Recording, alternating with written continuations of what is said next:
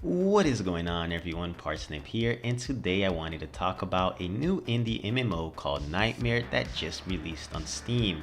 As soon as I saw it, I got this Tibia meets Realm of the Mad God type of vibe, something really nostalgic, and I had to try it. Now, I played it a day before the Steam launch and had a really hard time trying to play the game.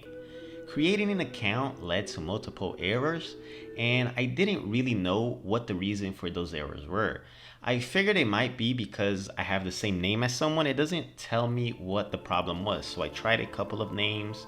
I tried a couple of different passwords to see if maybe that was it. Maybe the passwords weren't solid enough, right? But after multiple attempts and using two different emails, I actually managed to create an account. Now, the reason why I'm mentioning this right off the bat is because I wanted to be as honest as possible and talk about my experience on the game. And that starts from the get-go. So that's the first phase that I went through. It was creating an account. Now that the game is on Steam, it's probably a lot easier. You probably have a lot less problem. But on their launcher or on their site, it was a little bit complicated, right? So please be aware that the game is still really early on and you're gonna see a lot of bugs, problems, and all of that. Now, I will be mentioning and talking about all the problems I found throughout the video. Again, I want to be as honest as possible, and this is just my experience. You might not have this, especially if you play later on and there's not as many bugs or they patch this and that, right? And at the end of the video, we'll go ahead and do a pros and cons list and talk a little bit more about the stuff in the game. So let's start off with my first impressions of the game. It's super chill. The game itself is by no means easy, and I'm sure a lot of players will actually find it hard. Now, there are mechanics that are pretty annoying, and the game doesn't really hold your hand throughout it. But the moment I started playing the game, I just got this relaxed feeling of a nice MMO that I can play on the side. The graphics, while being pixel themed, it's clear, simple, it doesn't try to be what it's not. It's easy to identify what is what, where you can or cannot pass. A problem that I have a lot with these newer indie games is that they do a lot with the pixels, right? It looks amazing, but at the same time it's very confusing, very hard on the eyes. And the game itself also feels very nostalgic, especially from when I used to play 16-bit games, right? Way back on the original Game Boys and things like that. Now, we do start off by creating a character like normal, but different from most MMOs, you don't pick your class right away, right? So you customize your character. It's very simple, not much to do, and you start off by talking to an NPC, and he pretty much explains that you graduated, you're a recruit, and he's gonna send you off to do your first task. But then you're interrupted by a wizard that brings you to the tutorial, and here is where you get your first glimpse of what the game is going to feel like. Here you can walk, you can either use the arrow keys or the WASD keys. Now you talk and interact to objects with E, you pick up loot with space, you have a hotbar. It's just the usual stuff, nothing special, pretty simple, straightforward.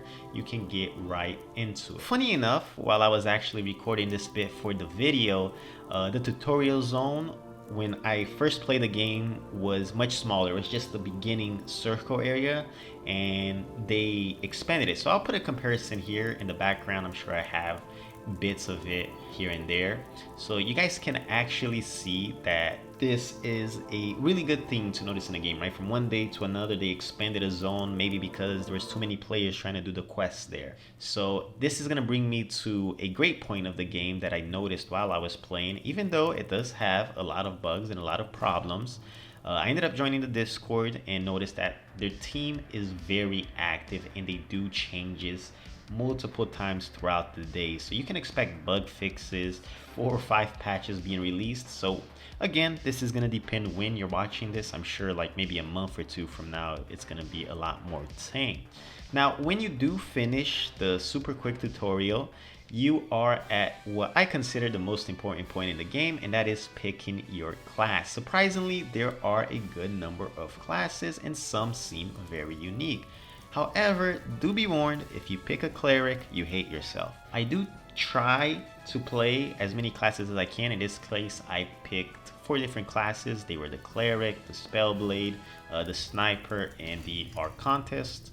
And I can't really say how those classes are late game because I only played a couple of hours.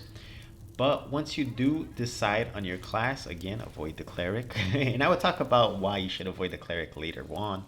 You can go ahead and start playing the game. Now you're going to get teleported to the king and do your first quest. Now this first quest is going to be a little bit different than the others. The first quest is to kill a boss.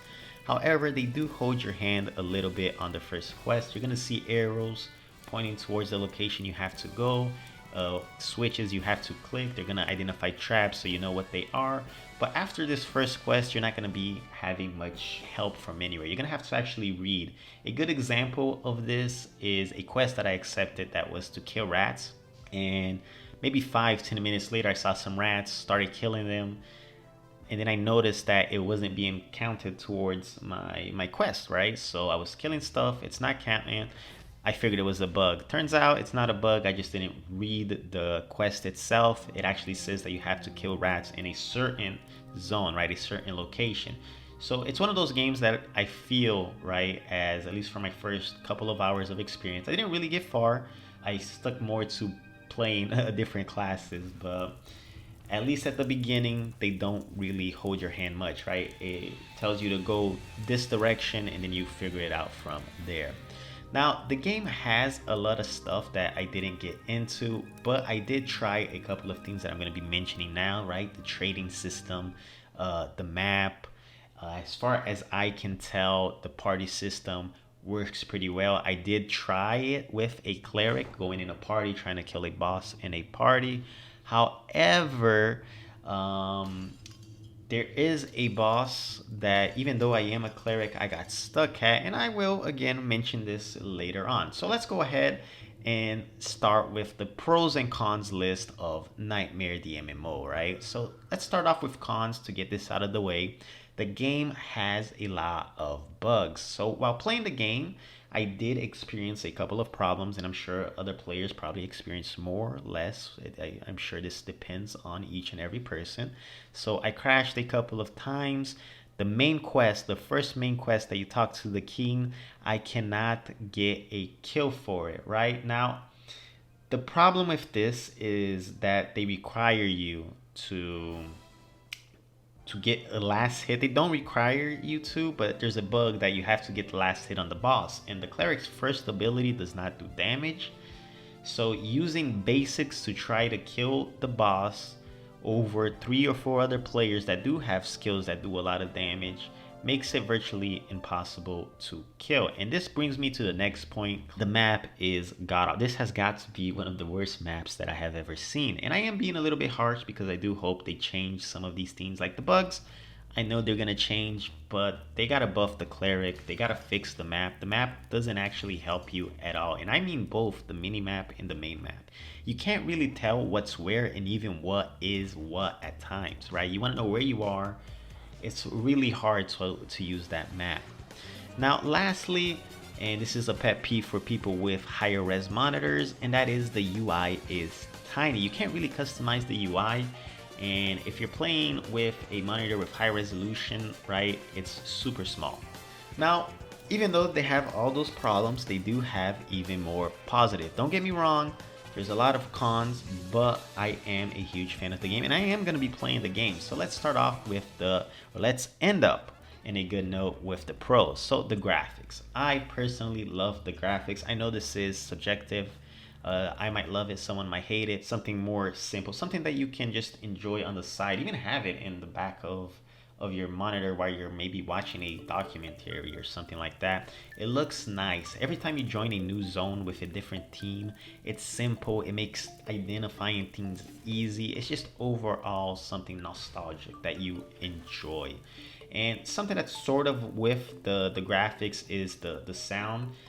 I loved the sound choice that they picked. Now the music, even though it's nothing really crazy, nothing really out of this world, it's a jam. Depending on the soundtrack you're listening to or the zone that you are at, they have some really fun songs. Like, I'm gonna just leave here a little banger for you guys to listen to for a bit.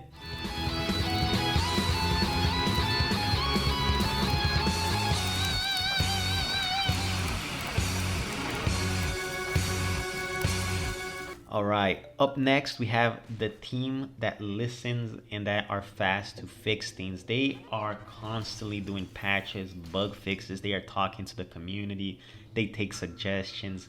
It's a really good and active team. If you join Discord, you will see how often the patches are going. They put patch notes, they put screenshots, they explain. It's a really good thing to see. So I honestly expect that even though bugs are a big problem now, maybe in a couple of weeks it won't be a problem. So expect the game, again, depending when you're watching this, to be a lot better. Now the difficulty of the game is, in my opinion, ideal. It's a game that doesn't hold your hand. Now, though the first quest does help you out by putting arrows and telling you what to do, it quickly drops that. Now, a great example was that one of the rats, right? Me killing rats in the wrong zone because I didn't read the quest. And the combat itself, it's not fast. Again, reminded me a lot of Tibia, that it actually takes a little bit of effort, right? It's like, let's look at Maple Story, a game that I played not too long ago, right? You do the tutorial. I made like 1 or 2 different classes.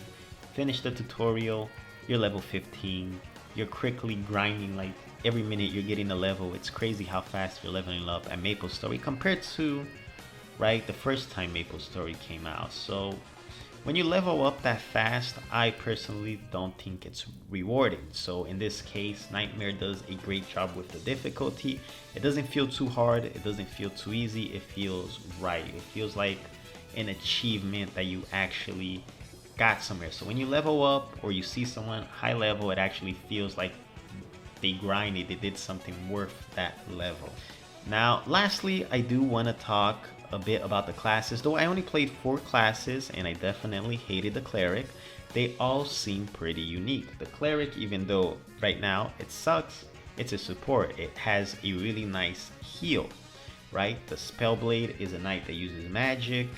It's really nice, really fast. Personally, it was my favorite class, and some of the classes seem super unique. It's not what you expect, right? A monk, a sniper, an arcantist. It's really unique takes on, instead of just doing a normal knight or a normal priest or a normal ranger, right? You have a sniper. It's pretty nice that they went in a little bit of a different direction.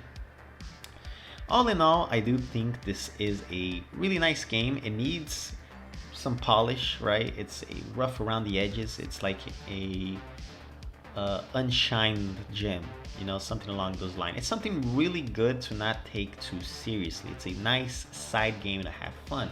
And as long as you don't take it seriously, you're gonna enjoy it. You're gonna see a bug, you're gonna, wow, I'm here when everything I do causes a problem.